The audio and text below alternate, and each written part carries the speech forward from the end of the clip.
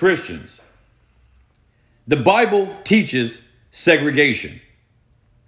Now, for those of you who are of a certain mindset in today's climate, before you get excited, I'm talking about segregation between the believer and the unbeliever. The Bible here tells us in 2 Corinthians 6, be not unequally yoked with unbelievers. For what fellowship does righteousness have with unrighteousness? What fellowship does light have with darkness? What agreement is there between Christ and Satan? And what agreement does the temple of God have with idols? And on and on. This does not say you cannot hang around unbelievers. This doesn't say you can't have believing friends. But to be yoked is different than being on the same farm. See, a yoke was used to tie oxen together so that they can plow the fields. And since they are the same, they intuit the same thing. To proceed down a path at a certain speed, certain direction, for certain ends, and they work harmoniously.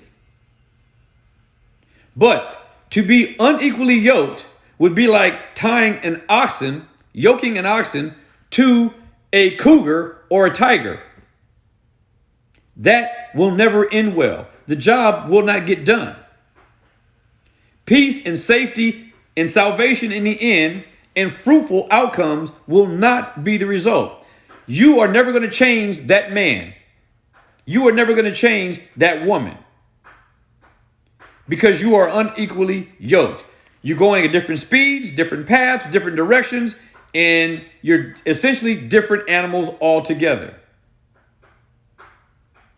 There needs to be a oneness in our Christian fellowship.